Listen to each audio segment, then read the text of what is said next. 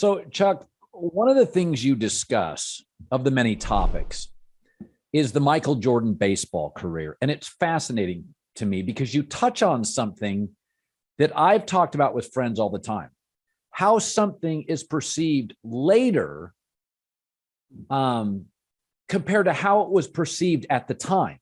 So, Jordan's baseball career is considered largely a whiff. I don't know how I thought about it in the mid-90s. Take me back, Chuck. What was the reporting and the coverage on it?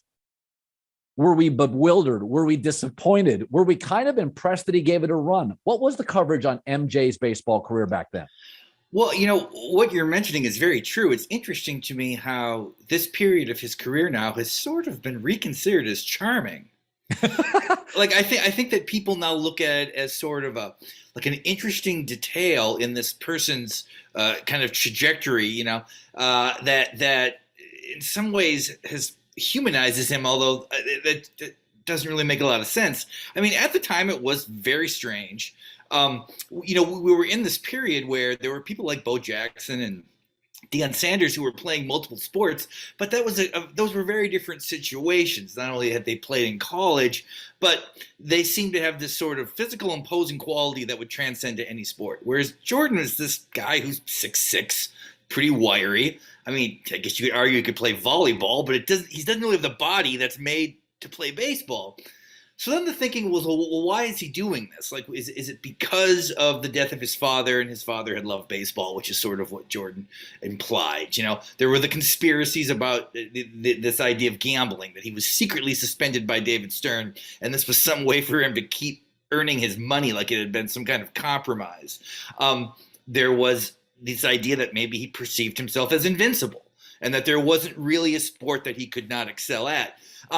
It was very strange, and his profile at the time was larger than any player in Major League Baseball. So during spring training of those years, it was sort of the main story surrounding baseball.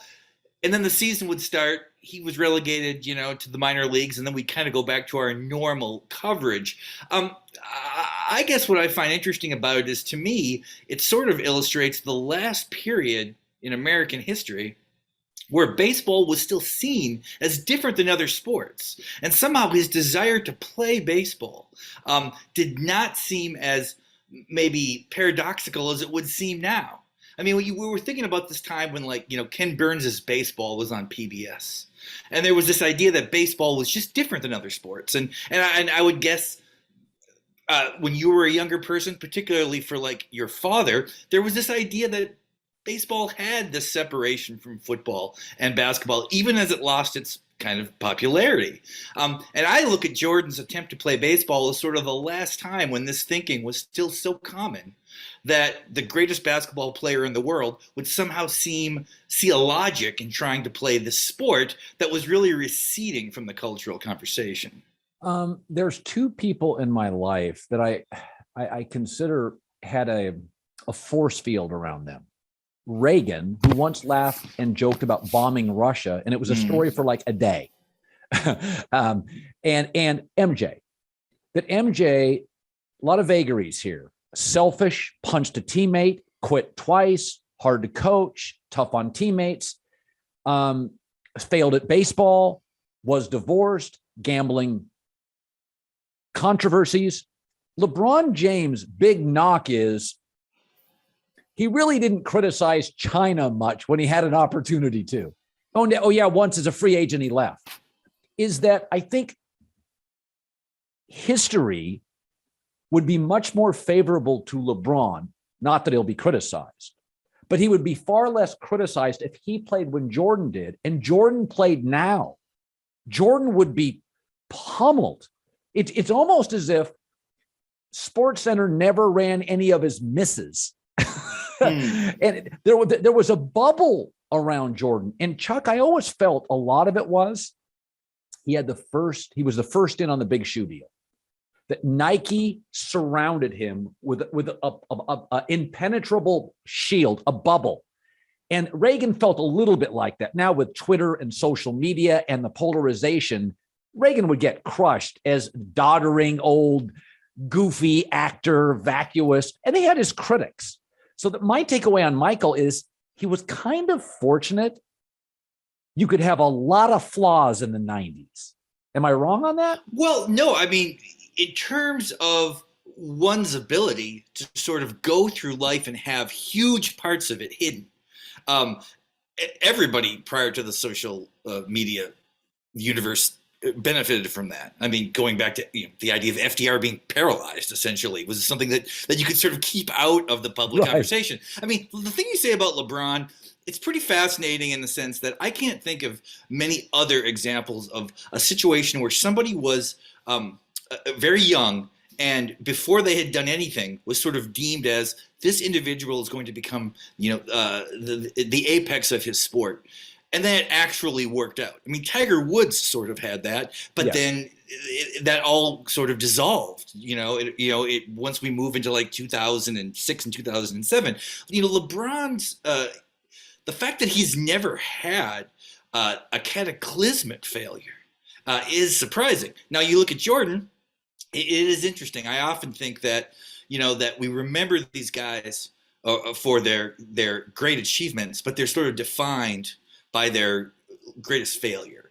And, Jordan's greatest failure, if you really boil it down, was his inability to control his competitive nature. Yeah. That at times made him misread both like his ability to play baseball, his ability to come back with the Wizards and be the same, although the 2 years he spent with the Wizards probably isn't as bad as we now seem to sort of remember it. But, Jordan going to say gamble when they're playing the Knicks and disappearing all night with his dad and coming back and they're down 2-0. Now, it is pretty obvious to say, like, in the social media era, that would be very different. There would have been attempts to argue that he didn't really care about winning. But all of those things were removed from the equation to the point where we now look at Jordan's kind of almost sociopathic competition as our favorite thing about him. The idea that he would cheat, Buzz Peterson's grandma at, goldfish when he go fish when they goes home with him at Christmas. The idea that like he would keep Isaiah Thomas off the Olympic team. All these things that in truth are sort of signs of somebody who is unable to to turn off this desire to dominate. We love that. And maybe if he had been punished at the time for it, we would think differently. But because he wasn't punished for that in the 90s, we forgive it now retroactively. Yeah, it's almost like when Oliver Stone made Gordon Gecko, he did not make him to be a beloved character. Yes. And it just so happens he was, right? Well, I mean, that's how, you look at a character like Archie Bunker, the same way, where it's like when someone tries to do satire in a way that is so close to reality that a lot of times people will enjoy it at face value. Like Jordan's sort of overheated competition, we enjoyed that at face value.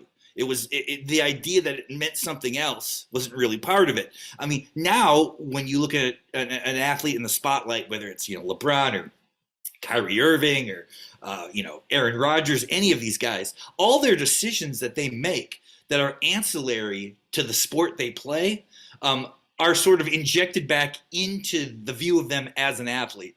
So if we look at, say, Aaron Rodgers and we say to ourselves, well, there are all these issues that I have with sort of his worldview, maybe somebody has. They try to kind of fit these into our perception of him as a quarterback. And there was less of that in the past. I mean, the idea of looking at an athlete seriously for his political views outside of, Muhammad Ali and these kind of, Jim Brown to a degree, Kareem to a degree, there wasn't an expectation. Where now that expectation is sort of applied across the board. That every person who kind of comes into the public eye as a on the field or on the court performer, we also are considering what we think their moral worldview is, and that's something that does seem to have come with social media. That wasn't part of traditional institutional media that much.